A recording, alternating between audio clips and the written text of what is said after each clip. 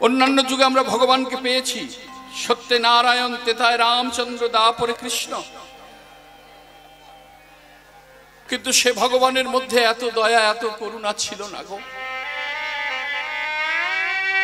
আমার গৌর অবতারে যে করুণা, যে দয়া, যে কৃপা অন্যান্য ভগবানের মধ্যে ছিল না।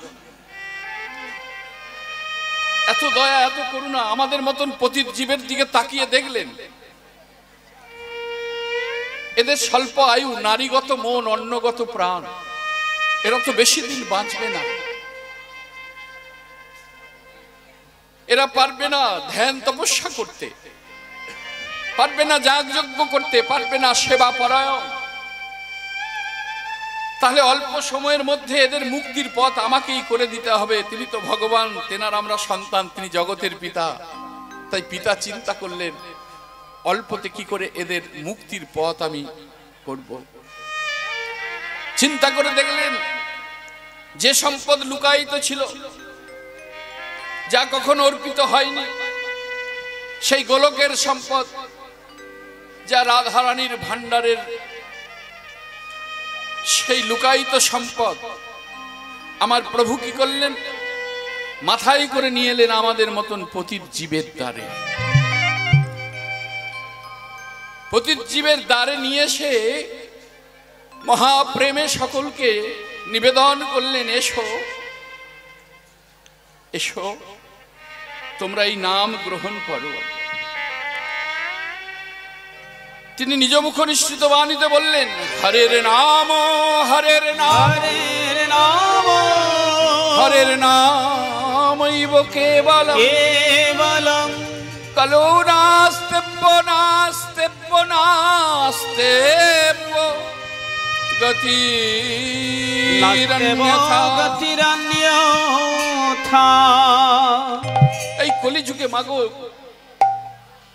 কৃষ্ণ নাম ছাড়া জীবের কোনো গতি নেই, জীবের কোনো মুক্তি নেই। নামকে আশ্রয় করতে হবে। যে ভক্ত কৃষ্ণ নামকে আশ্রয় করেছে,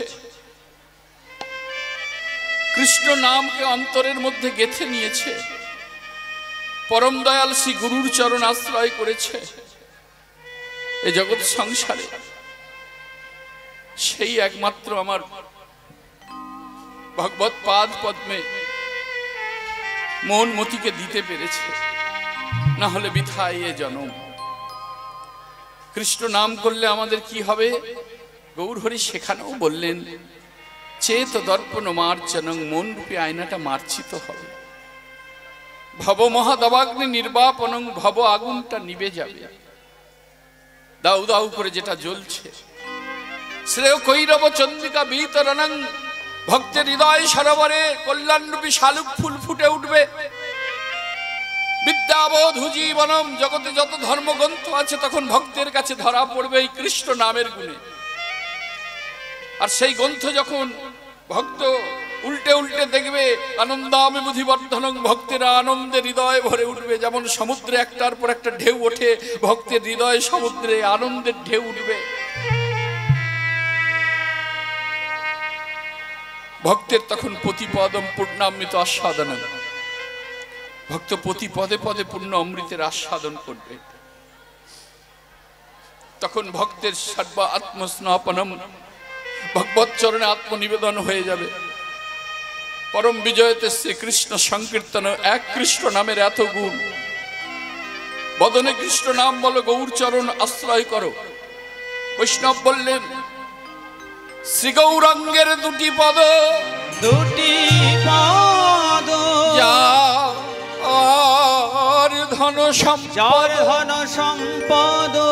সে জানে ভক্তির রসার, সে জানে ভক্তির রসার। তুমি যদি গৌরচরণ সার করতে না পারো, এই যে সভা মাঝে বসেছেন, অন্তত এই গৌরের নামটা শ্রবণ করো। এই গৌরের নাম শ্রবণ করলে কি হবে? বৈষ্ণব বললেন, শ্রী গৌরাঙ্গের মধুর লীলা গাই গৌর হরিব হরিব।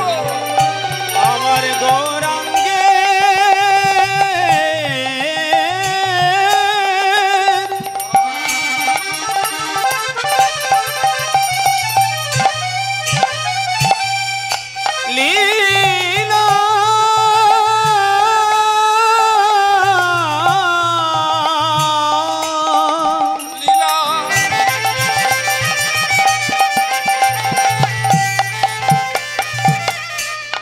এমন লীলা হয় নয়ার হওয়ার নয় রে শ্রী গৌরাঙ্গের মধুর লীলা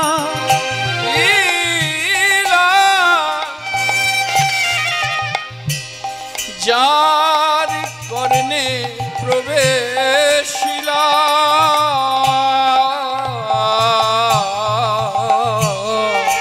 শ্রী গৌরাঙ্গের মধুর লীলা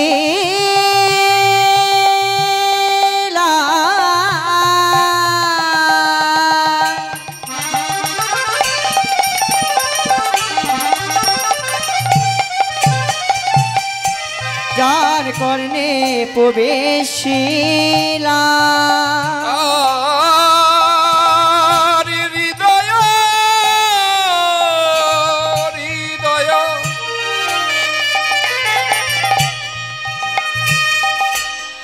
নির্মল হেলতা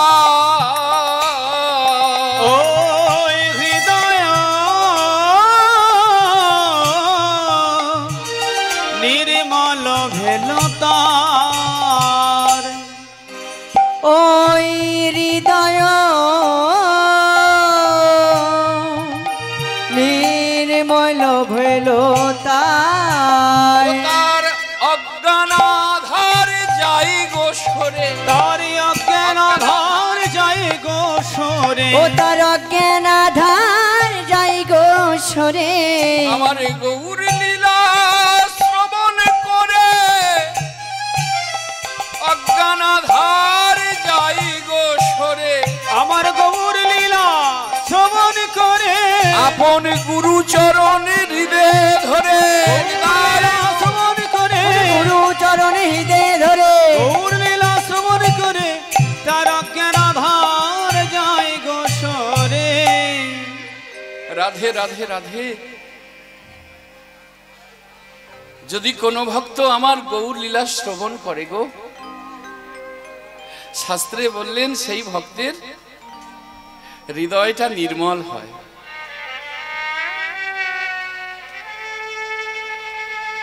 একটু আপনাদের অসুবিধা হবে বুঝতে পারছি, আসলে ভক্তের একটা চিৎকার চেঁচামেচি হচ্ছে, তো একটুখানি মানিয়ে নাও। জয় শ্রী রাধে। এটারও প্রয়োজন আছে। এই ভক্ত সেবা, বস্ত্রদান, অন্নদান, কন্যাদান, এসবের উপরে আর কোনো দান হয় না, তো তাই না?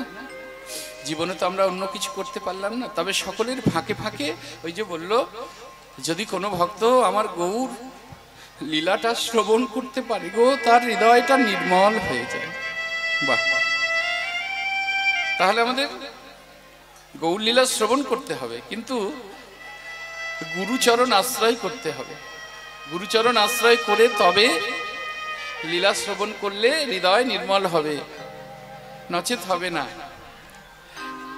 কেননা এই সাধের দুর্লভ মানব জন্ম পেয়েছি 84 লক্ষ জন্ম ভ্রমণ করে। শাস্ত্রে বলেছেন, স্থাবর বিংশতি নবলক্ষং চ জলজা কৃমিণং রুদ্রলক্ষং চ দশম লক্ষং চ অন্ডজা পশুনাং 13 লক্ষং চ চতুর্লক্ষং চ বানরা। আমাদের 84 লক্ষ জন্ম ভ্রমণ করলাম। মায়েরা স্থাবর কুল মানে যারা এক স্থান থেকে অন্য স্থানে যেতে পারে না, যেমন পাহাড়, পর্বত, গাছ ইত্যাদি ইত্যাদি। এই কুলে আমরা এসেছি 20 লক্ষ বার। কিন্তু আবার ভগবানের কত করুণা, কত দয়া, সেখান থেকে আমি তখনও কান্নাকাটি করেছি, তখনও চোখের জল ফেলেছি, প্রভু আমাকে এখান থেকে তুমি মুক্ত করবে না? বাহ, তা প্রভুর কত করুণা। প্রভু কি করলেন? তিনি কৃপা করে আমাকে তুলসী বৃক্ষ রূপে জন্ম দিলেন। নিতাই গৌর হরিবোল হরিবোল। হ্যাঁ, এই তুলসী মহারানী আমরা দেখছি তুলসী বৃক্ষ রূপে জন্ম দিলেন। এই তুলসী বৃক্ষ রূপে জন্ম দেবার পর আমার পত্র দিয়ে আমার গোবিন্দের সেবা হতে লাগলো, আমার গৌরের সেবা হতে লাগলো। আমার ডালপালা দিয়ে কত ভক্তের কণ্ঠে মালা হলো। সেদিন আমি স্থাবর কুল থেকে মুক্ত হলাম। কত কৃপা, কত করুণা, কিন্তু আমরা তাকে চিনতে পারি না।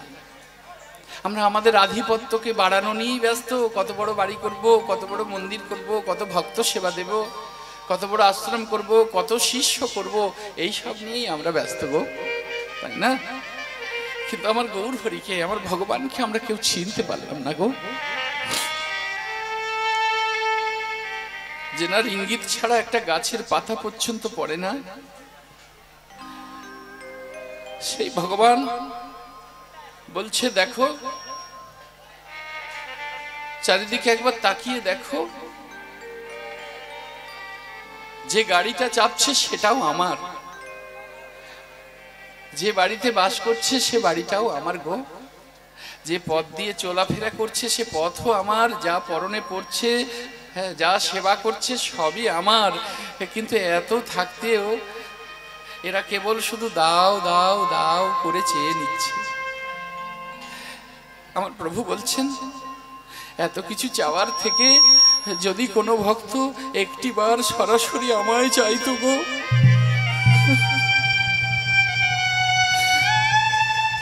সরাসরি যদি একটিবার আমাকে চাইতো, আমি মাথায় করে ভক্তের দ্বারে বোঝা পৌঁছে দিতাম। কিন্তু এত করুণার ঠাকুরকে আমরা চিনতে পারছি না, আমরা ডাকছি না। আমরা শুধু দেহের যত্ন নিচ্ছি, আমরা শুধু সেবায় মত্ত, আমরা আমাদের পোশাকে, আমাদের লজ্জা নিবারণে ব্যস্ত থাকছি। এবার স্থাবরকুল থেকে এবার তারপরে কখন কোথায় জন্ম নিলাম? নবলক্ষঞ্চ জলজা, জলজন্তু, কুমির, হাঙর, মাছ, কত কি হয়েছি 9 লক্ষবার। তখনও চোখের জল ফেলেছি, প্রভু এমন জন্ম দিলে আমাকে মুক্ত করো। প্রভুর কত করুণা। প্রভু আমাকে আবার সেখান থেকে মুক্ত করলো শঙ্খরূপে জন্ম দিয়ে। তাই গৌর হরিবোল হরিবোল। শঙ্খরূপে জন্ম দিল গো মায়েরা, যে শঙ্খ আমার ভগবানের পূজা আরতিতে ধ্বনি করে, শুভ অনুষ্ঠানে ধ্বনি করে, মায়েরা সন্ধ্যা আরতির সময় ধ্বনি করে, ভগবানের ভোগ আরতিতে ধ্বনি হয়। এই শঙ্খরূপে যখন জন্ম নিলাম তখন আমি ওই জলজন্তু থেকে মুক্ত হলাম। হ্যাঁ, তারপরে সেখান থেকে এলাম কোথায়? কৃমিনং রুদ্রলক্ষঞ্চ, মানে 11 লক্ষবার আমি এলাম কৃমিকুলে। হ্যাঁ, পোকা মাকড় হয়েছি। ভগবানের কত করুণা, সেখান থেকে আমাকে মুক্ত করলো। কি রূপে মুক্ত করলো? না, আমাকে বজ্র কীট রূপে জন্ম দিল।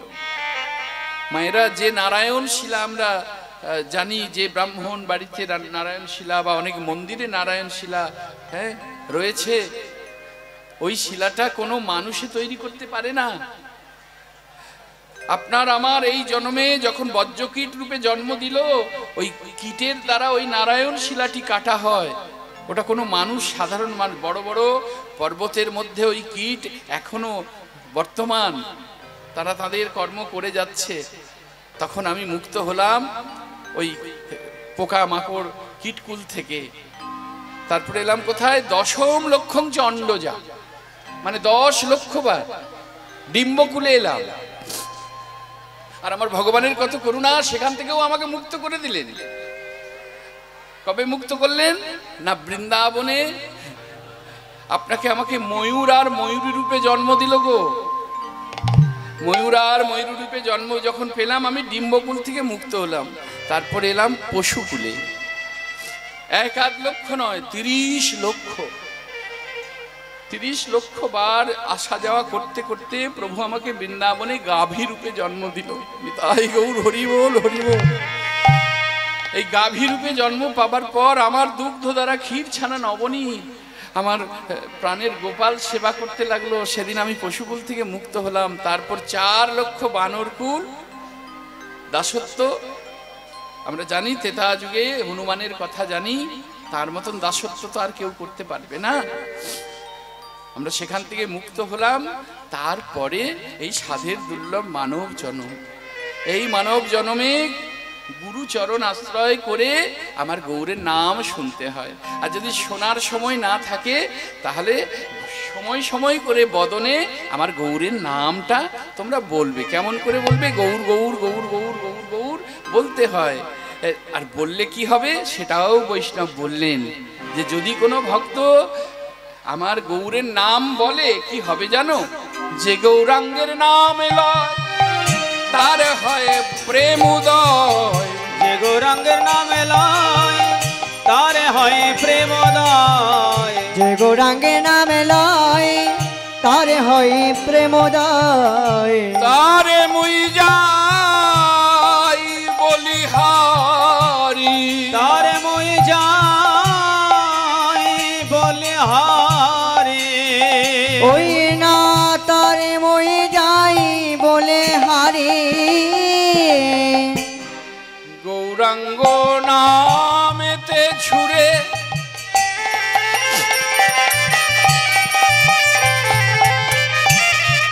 মায়েরা, ঝুরে মানে যে কাঁদতে পারে। গৌর নাম বলতে গিয়েই যার নয়নে জল আসে গো। গৌর নাম বলতে গিয়ে যার নয়নে জল আসে, কৃষ্ণ নাম বলতে গিয়ে যার নয়নে জল আসে। বৈষ্ণব বলছে আমার গৌরাঙ্গ নামেতে ঝুরে নিত্য লীলা তার স্ফুরে।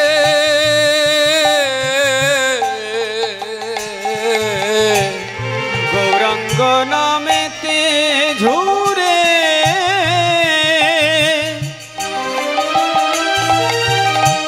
নিত্য লীলা তার সুরে। সেজন ভাজন অধিকারী, সেজন ভজন অধিকারে। গৌর নাম নিতে যা নয়ন ঝুরে। গৌর নাম নিতে যার নয়ন ঝরে। গৌর নাম নিতে যার নয়ন ঝরে। নাম নিতে যা নয়ন ঝুরে। গৌর নাম নিতে যার নয়ন ঝরে। নিত্য লীলা দেখে অন্তরে। গৌর নাম নিতে যার নয়ন ঝরে। নিত্য লীলা দেখে অন্তরে।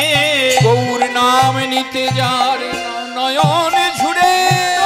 লীলা দেখে অন্তরে। আমি নিতে যারে নয়ন ঝরে। লীলা দেখে অন্তরে। গৌর নাম নিতে যার নয়ন ঝরে। ঘরে থাকো আর মঠে থাকো, মঠে থাকো হা গৌরাঙ্গ বলি ডাকো। বলি ডাকো। নরোত্তম মাগে তার সঙ্গ। নরোত্তম মাগে তার সঙ্গ। জয় জয় শ্রী রাধে। মায়েরা, আমরা অল্প করে একটু গৌরের কথা শুনলাম। তা এত বড় মহোৎসব চলছে, আমরা একটু মহোৎসবের কথা শুনবো। আজকে আমরা শুনবো সেই পরম ভক্ত 6 গোস্বামী পাদের এক গোস্বামী পাদ, যেনার নাম হচ্ছে রঘুনাথ দাস গোস্বামী মহাশয়। সেই রঘুনাথ দাস গোস্বামী মহাশয়ের আমরা দণ্ড মহোৎসব আস্বাদন করব। আমরা সকলে একত্রিত হয়ে সেই লীলাটি শ্রবণ করব। এই রঘুনাথ দাস গোস্বামী জন্ম নিয়েছিলেন সেই হুগলি জেলার সেই পবিত্র স্থান, সেই পবিত্র গ্রাম সেই শুদ্ধ গ্রামের মাটি। যেমন আপনাদের মেদিনীপুর জেলার মাটিতে জন্ম নিয়েছিল, খড়গপুর থেকে পেরিয়ে গিয়ে কলাইকুণ্ডা, যেখানে ধারেন্দা বলে একটি গ্রাম আছে, কি পবিত্র মাটি সেই গ্রামের। সেই গ্রামের মানুষের ধন ঐশ্বর্য বেশি নেই, দারিদ্রতায় ভর্তি, কিন্তু সেই দরিদ্র পরিবারে এসেছিলেন একজন পরম ভক্ত, যেনার নাম হচ্ছে দুঃখী কৃষ্ণ দাস, শ্যামানন্দ প্রভু। এই মেদিনীপুরের মাটিতে জন্ম নিয়েছিলেন রসিকানন্দ প্রভু। এনাদের কথা ভক্ত যদি স্মরণ করে চলতে পারে, জীবনে আমাদের এই ত্রিতাপ জ্বালাটা ভোগ করতে হয় না।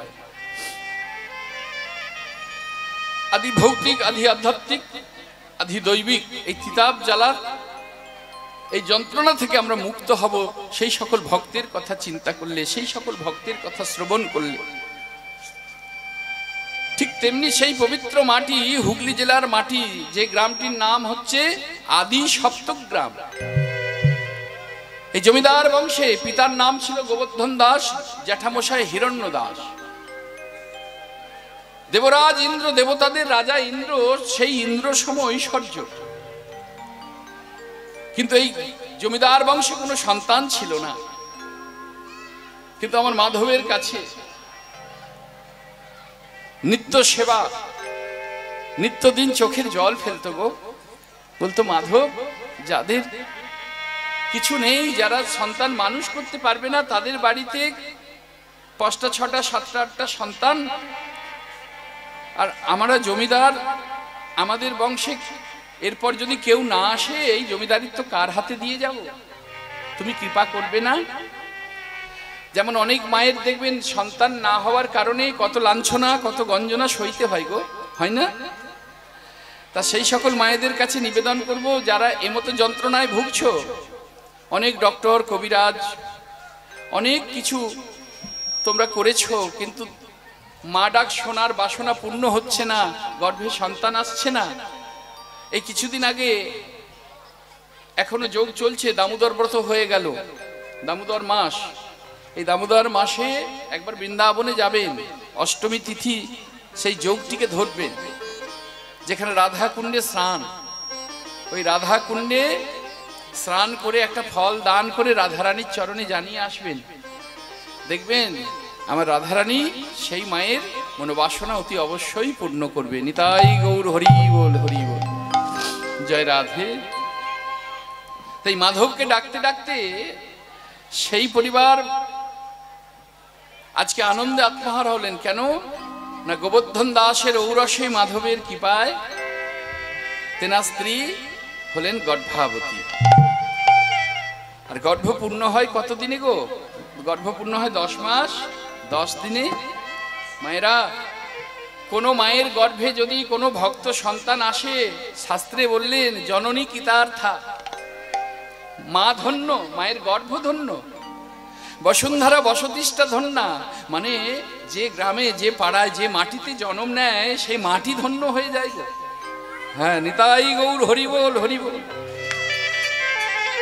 তারপরে তেষাঙ্কুলে বৈষ্ণব নামধেয়াং, সেই একজন ভক্তের দ্বারা তার পূর্বপুরুষগণ সকলে মুক্ত হয়, সকলে স্বর্গে আনন্দে নৃত্য করে। একজন ভক্ত সন্তান যদি কোনো মায়ের গর্ভে আসে, তাই ঈশ্বরের কাছে প্রার্থনা করতে হয়, হে ঈশ্বর, আমার দ্বারা তো তোমার সেবা হলো না, তাই তুমি আমাকে এমন একটি সন্তান দিও, সে যেন সারা জনম তোমার সেবাতেই রত থাকতে পারে। যেটা চেয়েছিল কৃষ্ণমণ্ডল, দুরিকা রানী, এই আপনাদের মেদিনীপুর জেলার মাটিতে। জয় জয় শ্রী রাধে রাধে। তাই সেই মায়ের গর্ভ পূর্ণ হলো।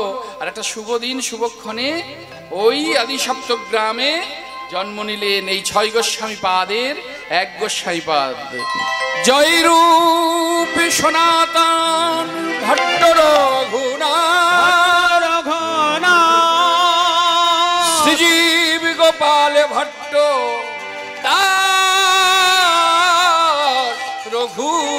দাস রঘুনাথ।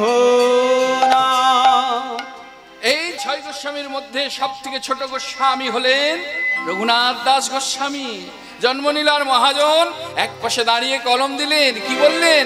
ওই দেখো জমিদার বংশের কি আনন্দ, সপ্তগ্রামে জনমিল দাসের ঘুণা। সপ্তগ্রামে জনমিল উলুধ্বনি উলুধ্বনি দাসের ঘোনা। সপ্তগ্রামে জনমিল দাসের ঘোনা। সপ্তগ্রামে জনমিল দাসের ঘুণা। ওই সপ্তগ্রামে জনমিল দাসের ঘোনা। জেঠু হিরণ্য পিতা গোবর ধনদার। জেঠু হিরণ্য পিতা গোবর্ধন দাস। ওই না জেঠু হিরণ্য পিতা গোবর্ধন দাস। ওগো জেঠু হিরণ্য পিতা গোবর্ধন দাস। জেঠু হিরণ্য পিতা গোবর্ধন দাস। পুত্র হেরি পিতা মাতার আনন্দ না ধরে।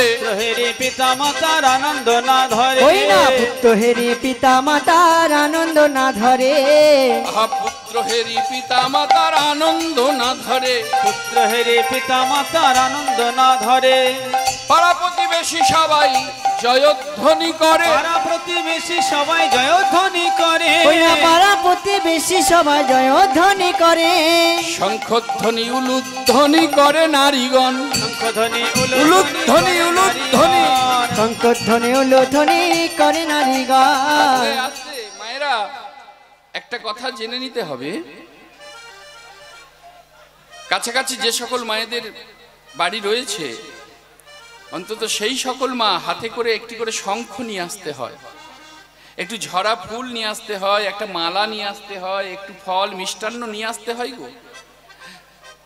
ভাগবত শ্রীমদ্ ভাগবত শ্রবণ করতে যাব, শ্রীমদ্ ভাগবত গীতা শ্রবণ করতে যাব, কীর্তন শ্রবণ করতে যাব, কিন্তু আচার মানবো না তা হবে না। ড্যাং ড্যাং করে চলে এলাম, দুটো গল্প করলাম, এদিক ওদিক তাকালাম, ঘাড় বেঁকে গেল, তারপরে মহোৎসবের প্রসাদ পেলাম, চলে গেলাম। কমিটির বাবারা ফুল দিয়ে সাজিয়ে রেখেছে, সেখান থেকে ছিঁড়ে দু চারটে ফুল প্রবচন যিনি দিচ্ছেন পাঠকের দিকে ছুঁড়ে মারলাম। এগুলো অপরাধ হয়ে যায়। উদ্দেশ্য মহৎ, কিন্তু অপরাধ হয় গো মা। আপনার ঘরের যদি কেউ একটা খোলা বা টালি ভেঙে দেয় কত কষ্ট হয়, হয় না? আর এটা আমার গোবিন্দের বাসর, আর সেই বাসরকে কখনো তছনছ করতে নেই। তাহলে সেই মালাটা নিয়ে আসবে, একটু ঝরা ফুল নিয়ে আসবে, ফল মিষ্টান্ন, একটু ধূপ বাতি কেন নিয়ে আসবে? মালাটা কি পাঠককে পরাবেন না কীর্তনিয়াকে দেবেন? না, ওই মালাটি যিনি সেবা করছেন ওই সেবায়িতের হাতে দিয়ে বলতে হবে, বাবা এই মালাটা আমি নিয়ে এসেছি, আমার যেমন সামর্থ্য। একেবারে গোলাপ ফুলের মালাই নিয়ে আসতে হবে তার কোনো মানে নেই, যার যেমন সামর্থ্য, তাই না? বাবা এটা যদি যোগ্য না হয় তুমি কৃপা করে যোগ্য করে আমার প্রভুর গলায়, এই যে গৌর হরি এসেছে কৃপা করে আপনাদের কাছে, হ্যাঁ কত আনন্দ না, এখানে বিরাজ করছেন আমার প্রভু। তাহলে এবার সেই মালাটি সেবককে দিয়ে বলতে হবে, যোগ্য করে আমার প্রভুর গলায় একটু তুমি মালাটা পরিয়ে দাও বাবা, তাই না? আর এই ফল মিষ্টান্ন দিলাম, আমার প্রভুর যখন সেবা হবে আমার প্রভুকে একটু সেবা দিও। হ্যাঁ, আর কি করবে? ধূপবাতিটা জ্বালবে, ধূপবাতিটা জেলে এবার আমার প্রভুকে একটু আরতি করবে। দেখুন ভক্তির কত ভাব, এগুলো জানতে হয়। হই হই করলে কিছু হয় না, আগে ভক্তিটাকে জাগাতে হবে হৃদয়ে। কেননা ভক্তি যার ভগবান তার, নিতাই গৌর হরি বল। ভক্তি যার ভগবান তার। তাহলে ভক্তিটাকে জাগ্রত করতে হবে। এবার ভক্তির সেই পথটা কেমন করে আমাকে তৈরি করতে হবে, তার জন্য সাধু সঙ্গ, তার জন্য বৈষ্ণব সঙ্গ, সৎসঙ্গ করতে হয়, না হলে তো হয় না। কে জানাবে এসব কথা আমাকে? না জেনে যা ভুল করেছি তাতে অপরাধ নেই, কিন্তু জানার পরে এত শুনছি, এত জায়গায় যাচ্ছি, তারপরেও যদি আমি অজ্ঞানতার কাজ করি, আমার প্রভু কি আমাকে ভালোবাসবে না কৃপা বর্ষণ করবে? করবে না। তাহলে এবার ওই ধূপ বাতিটা জেলে কি করব? ধূপ বাতিটা জেলে আমার ভগবানকে একটু আরতি করব। চরণে 4 বার, নাভিতে 2 বার, বদনে 3 বার, আর সর্বাঙ্গে 7 বার। তাহলে কত হলো? 16 বার। এই 16 কেন জানো মায়েরা? আরতি মানে ভগবানকে আনন্দ দেয়া, আরতি মানে ভগবানকে সুখ দেয়া, আরতি মানে আত্মনিবেদন করা। মানে এই যে 16 বার যে ভগবানকে আরতি দেখানো হলো ধীরে ধীরে, তার মানে আমার যে 16 আনা মন, আমার যে 16 আনা মন, এই 16 আনা মনের মধ্যে আমি 1 আনা মনও আমার বলে আমি রাখলাম না। এই 16 আনা মনই আমি তোমার চরণে নিবেদন করলাম। তাই ওর হরি বল। এগুলো এক একটা ভক্তির দিক। এবার ওই ঝরা ফুলগুলি নিয়ে, হাতে শঙ্খ নিয়ে, একদম মনের আনন্দে চুপ করে, কারোর সঙ্গে কথা না বলে, চিত্তকে স্থির করে, চঞ্চল চিত্ত হলে হবে না, চিত্তকে স্থির করে। আজকে চিত্ত চঞ্চল হবে, কারণ সেবা চলছে তো, সকলের কলরব আসছে, কিন্তু সব জায়গায় তো হয় না এটা, সব জায়গায় এটা হয় না। তা সেখানে ওই ঝরা ফুল নিয়ে মনের আনন্দে কীর্তন শ্রবণ করতে হবে, আর মাঝে মাঝে শঙ্খধ্বনি, উলুধ্বনি করতে হবে। উলু উলু কেন দেব না? উলু দিলে পরে উ শব্দের অর্থ হচ্ছে রাধা, আর লু শব্দের অর্থ কৃষ্ণ। অর্থাৎ মায়েরা যে উলুধ্বনি দেয়, অর্থাৎ উলুটা এমনি ছেলে খেলা জিনিস নয়। উলু দেয়া মানে হচ্ছে রাধা কৃষ্ণের যুগল নাম বলা। নিতাই গৌর হরি বল, হরি বল। এবার যখন কীর্তন সমাপ্ত হলো, যখন যুগল রাখা হলো, যখন ভক্ত ভগবানের বা রাধা মাধবের মিলন হলো, তখন ওই ঝরা ফুল নিয়ে ধীরে ধীরে চরণের দিকে দিতে হয়। ওই ছুঁড়ে ছুঁড়ে মারতে নেই, চোখে মুখে লাগবে, ছুঁড়তে নেই। কেননা পুষ্প, ফুল আর পয়সা এগুলো শ্রদ্ধার জিনিস, শ্রদ্ধাভাবে দিতে হয়। তাহলে মনে থাকবে তো, তাই তো নাকি? হ্যাঁ রে ভোলা, আমাদের শঙ্খ আছে নাকি? বাবা একটু বাজা তো দেখি, মায়ের একটু উলুধ্বনি করুন। হরি বল, হরি বল।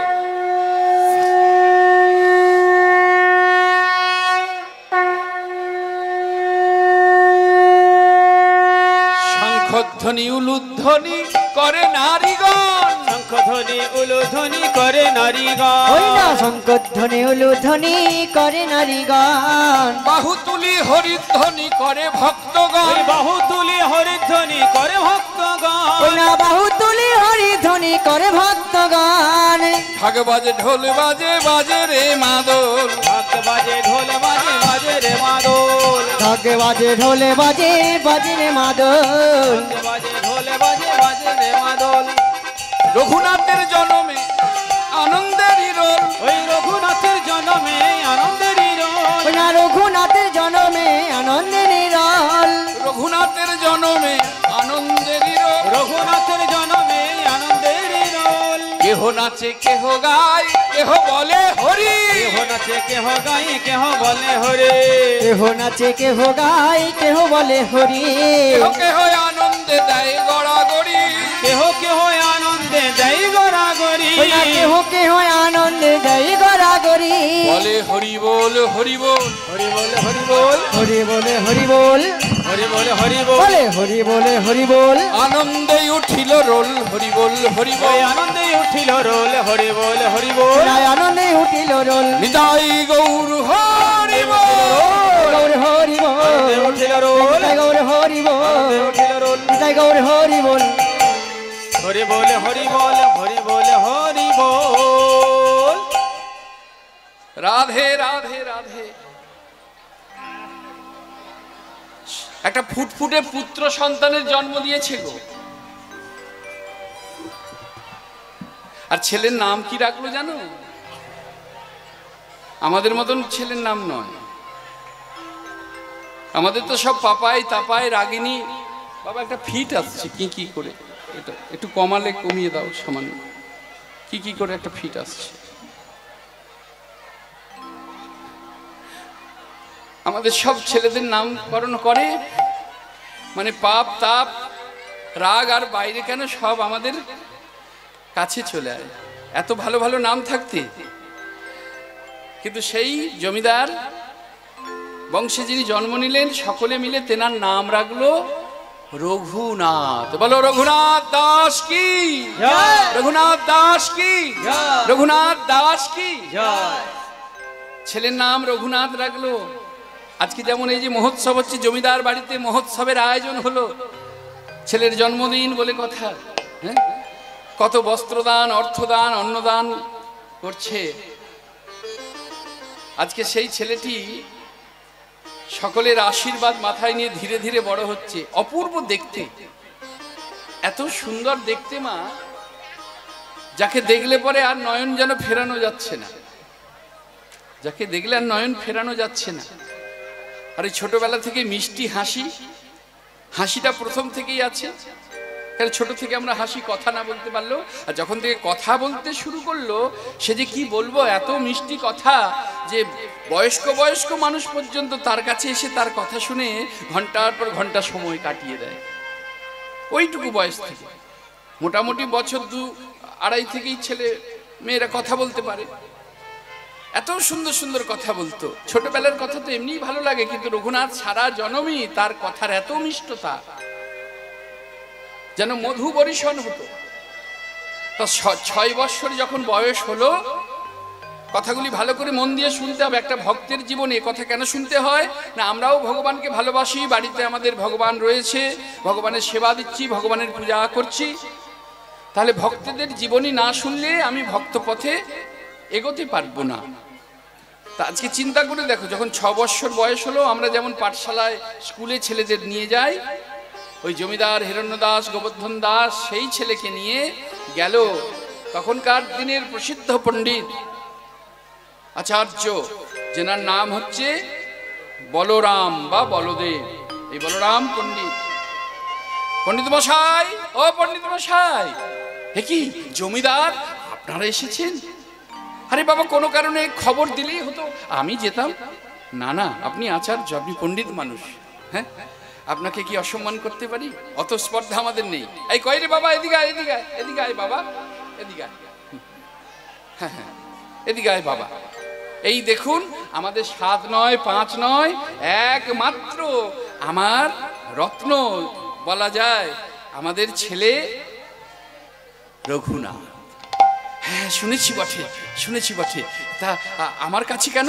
না, এই আপনার চরণে নিবেদন করলাম, আপনার কাছে নিবেদন করলাম এই কারণে, আপনি আপনার মনের মতন করে আমাদের রঘুনাথকে বিদ্যা যা যা শিক্ষার দরকার আপনি কৃপা করে করুন।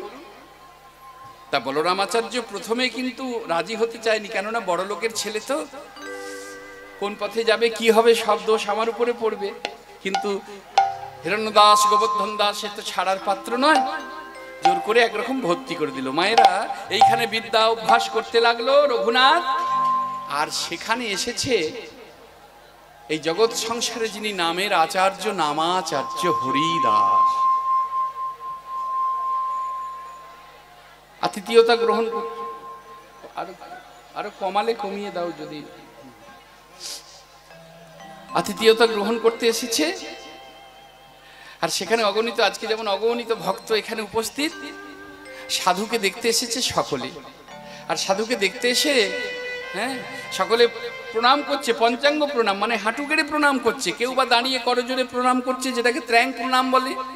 কিন্তু সেখানে রঘুনাথের কেমন শিক্ষা, হ্যাঁ, রঘুনাথ কিন্তু তাদের মতন না করে ওই সাধুর চরণে সরাসরি শুয়ে পড়ল, যেটাকে বলে দণ্ডবত প্রণাম। যে প্রণামটা আমি এসে আপনাদের চরণে জানালাম, এটাকে বলে দণ্ডবত প্রণাম। অনেকে দাঁড়িয়ে দাঁড়িয়ে বলে দণ্ডবত, ওটা দণ্ডবত নয়। মানে লাঠি যেমন হাতে ধরা থাকে, লাঠিটাকে ছেড়ে দিলে যেমন দুম করে মাটিতে আছাড় খেয়ে লাঠিটা পড়ে যায়, ভক্ত ওইভাবে ভগবত চরণে, বৈষ্ণব চরণে আছাড় খেয়ে পড়বে, ওটাকে বলে দণ্ডবত প্রণাম। তাই গৌর হরি বল। এবার যেই দণ্ডবত প্রণাম করেছে নামাচার্য হরিদাস দর্শন করে বলল, বাবা বা, এ তো সাধারণ ছেলে নয়, এ তো সাধারণ ছেলে নয়, এর মধ্যে বীজ রোপণ করলে তো এমন সরসভূমি বীজ অঙ্কুরিত হবেই হবে। তা নামাচার্য হরিদাস আমার গৌর সম্বন্ধে ভক্তের কাছে নিবেদন করতে লাগলো, ভক্তের কাছে বলতে লাগলেন। কি বলছেন? আমার গৌরাঙ্গের কথা বলতে বলতে নামাচার্য হরিদাস গেয়ে উঠলেন, রসে তনু ঢরো ঢরো।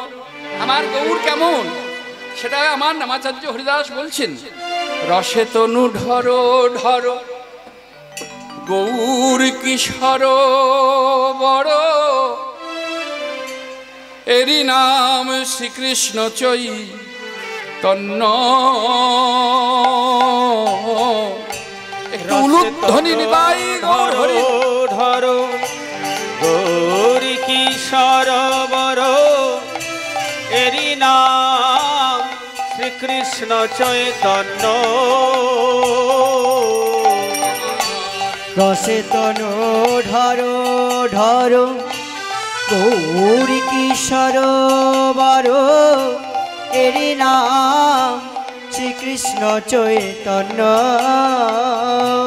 এসব নিত্য কথা প্রকৃত অন্তরে ব্যথা, এসব নিত্য কথা প্রকৃত অন্তরে ব্যথা, এসব নিত্য কথা পতিত অন্তরে ব্যথা। ভক্ত বিনা নাহি জানে অন্য, আহা ভক্ত বিনা নাহি জানে অন্য। ভগবান শ্রীকৃষ্ণ চৈতন্য, ভগবান শ্রীকৃষ্ণ চৈতন্য। কহিবার কথা নয়, কহিলে কি জানি হয়। কহিবার কথা নয়, কহিলে কি জানি হয়। কহিবার কথা নয়, কহিলে কে জানি হয়। না কহিলে মনে বড়তা, কহিলে মনে বড়তা। চিতে অনুমান করি গৌরাঙ্গ মূরতি ধরি।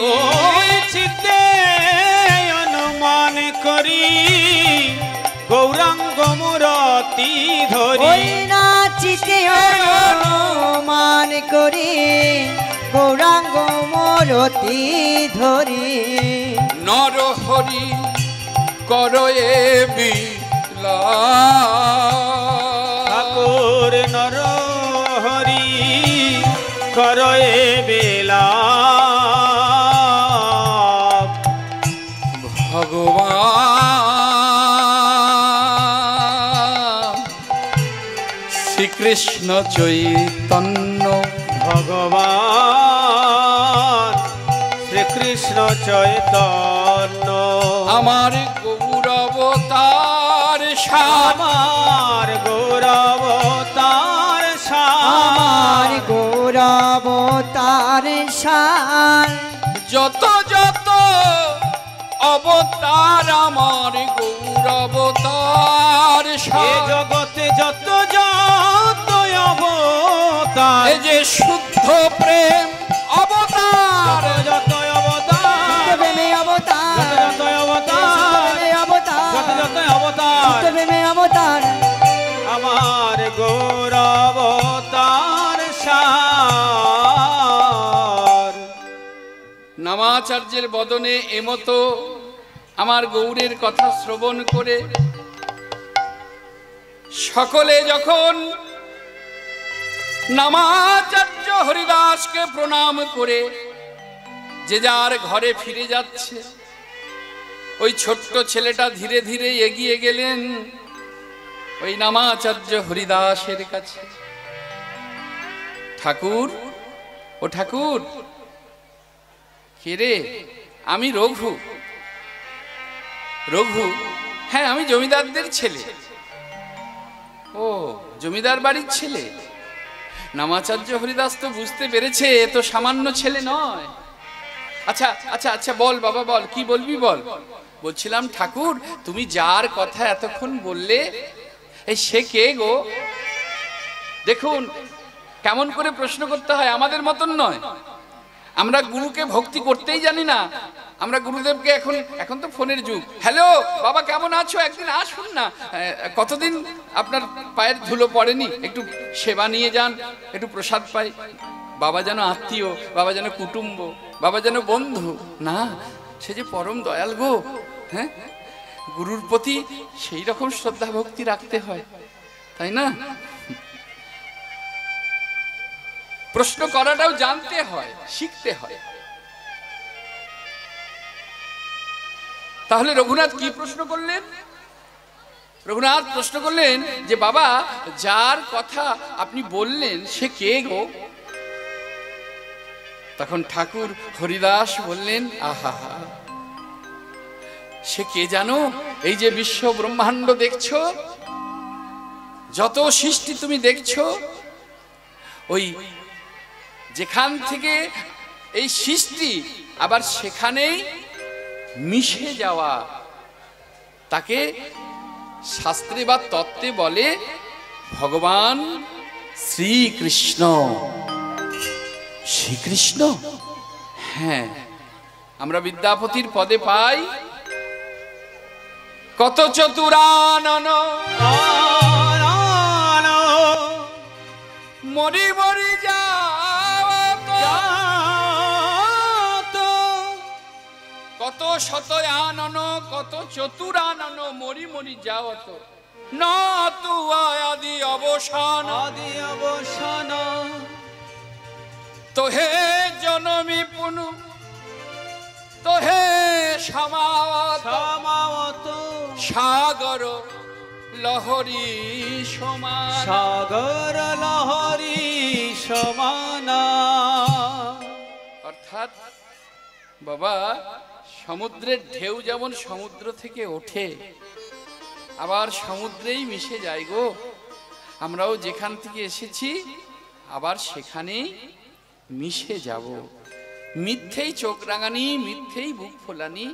হ্যাঁ, দুদিনের তরে ভবে আসিয়া, কিসের এত চোখ রাঙাইয়া, কিসের এত বুক ফুলাইয়া, যে যার আপন চলে যাবে ভবের খেলা ছাড়িয়া।